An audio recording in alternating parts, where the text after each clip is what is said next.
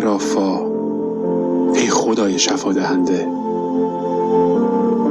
من امروز مانند بیماری که نزد طبیب می رود نزدت می آیم، زیرا تو می فرمایی نزد من بازگشت کن تا شفا یابی. تو طبیبی هستی که همیشه و همه جا پذیرای منی. پس به نام عیسی مسیح با قلب بر روحی فروتن به حضورت می آیم و از تو کمک می خواهم. ای یهوه رافا، تو که کاوشگر دلها و آزماینده افکاری، تو که از دردها و رنجهای من آگاهی، امروز مشتاق شنیدن کلام شفابخش تو هستم. مشتاق این که تو با من سخن بگویی و جان مرا تازه بسازی و دردهایم را درمان کنی. نزد تو فریاد کمک برمی آورم تا تو مرا شفا دهی.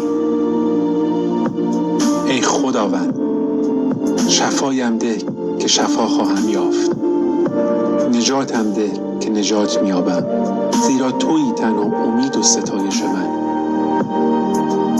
اقرار می‌کنم که به تنهایی نمی‌توانم. اقرار می‌کنم که بدون فیض تو هرگز شفا نخواهم یافت. به تنهایی پاک نخواهم شد و به تنهایی آزاد نخواهم گشت. اما این را می‌دانم که تو نیکویی و محبتت جاودانه تا ابدالآباد. این را می‌دانم که تنها تو قادر هستی که با دست قدوست مرا پاک سازی. تنها تو قادر هستی با لمس خود مرا التیام بخشی. پس قبل از هر چیز اعتراف می‌کنم که گناهکارم و به خود و دیگران و در نتیجه به تو گناه ورزیدم.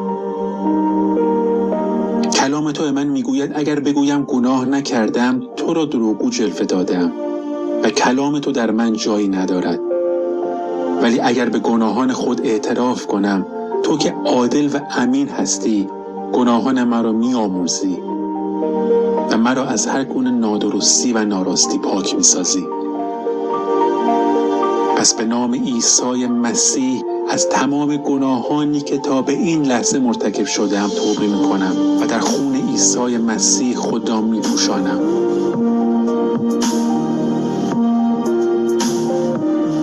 و اعلام میکنم که خون او برای پاک شدن نه تنها گناهان من بلکه برای پاک شدن و آمرزش گناهان تمامی جهان کافی است.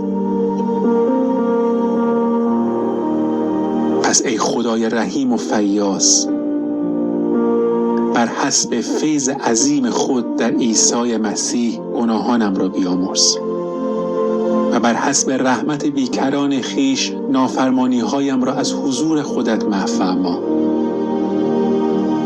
مرا از تقصیراتم به تمامی پاک کن و مرا از گناهانم طاهر ساز و تمامی نافرمانی ها و عصیان های اجداد و پدرانم را بیامرز. ای عیسی، ای صورت خدای نادیده، تو فرمودی ببخشید تا بخشوده شوید. پس اکنون با قدرت روح القدس و از ته دل تمامی شرارت ها و گناهانی که دیگران به من ورزیده اند را میبخشم. به من قدرت بده تا بتوانم دشمنانم را محبت کنم و برای آنانی که به من بدی کردند طلب برکت کنم. زیرا میخواهم برکت‌های روحانی و جسمانی تو را در زندگیم به تمامی دریافت کنم. ای خدای شفا، بر حسب فیض بیکران خیش در عیسی مسیح شفا را از درون من آغاز کن. مرا از همه رنج‌ها و دردهایم رهایی ده و زخم‌های روح و جان مرا پاک کن. کلام تو می‌فرماید تو دل شکستگان را تسلی می‌دهی و بر زخم‌های ایشان مرهم می‌گذاری. پس بیا و بر جراحت‌هایی که ابلیس بر جسم و جان من وارد کرده و بر جای چنگال او بر من نظر فرما. اگر پزشکان میگویند که زخم‌های کهنه سخت‌تر بهبود می‌یابند و برخی درمان‌ها شاید سالها طول بکشد، ولی من ایمان دارم آنچه برای انسان غیر ممکن است برای تو ممکن است و درمان و شفای تو چه در جسم و چه در روح همیشه معجزه آساست. پس بر حسب رحمت بیکران خیش در عیسی مسیح غیر ممکن‌ها را ممکن ساز و جراحت‌هایم را درمان فرما. ایمان دارم اگر اکنون در شرایط دشوار روحی یا جسمی به سر میبرم و دوران تاریکی از زندگیم را سپری میکنم، اگر در جنگ‌های عظیم روحانی با نیروهای اهریمنی هستم و اگر با امیال نفسانی در حال ستیزم، ولی نور تو در این تاریکی می‌درخشد و تا پایان این تونل تاریک و ترسناک دیگر راه چندانی باقی نیست. دیگر چند قدمی تا دریافت شفای کامل تو فاصله ندارم. پس به نام عیسی مسیح ایمانم را مدد فرما تا بایستم و شفای کامل تو را دریافت کنم. اعلام میکنم میخواهم آزاد باشم، پاک باشم. پس بر حسب کلامت مرا احیا کن، تقویت فرما، نیرومند بساز و استوار کن، زیرا میخواهم در حضور تو به شادی راست بایستم و در کاملیت در راههای تو گام بردارم، زیرا میفرمایی کامل باش همان گونه که پدر تو در آسمان کامل است. ای یهوه رافا، اکنون به قدرت روح القدس و به اقتدار نام عظیم عیسی مسیح شفای کامل تو را در زندگیم و آزادیم را از هر گونه بیماری، از هر گونه اسارت اعلام میکنم.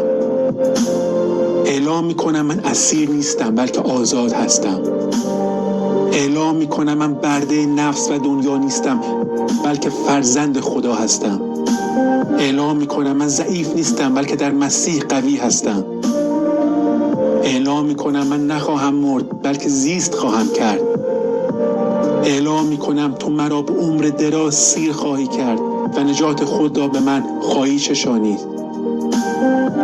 اکنون به نام قدرتمند عیسی مسیح مرا از روح قدوست لبریز کن و آرامشت را بر تمام فکر و جسم و جان من جاری ساز تا با اندیشه استوار در تو بمانم و تا به ابد از تو لذت ببرم. به نام عیسی مسیح.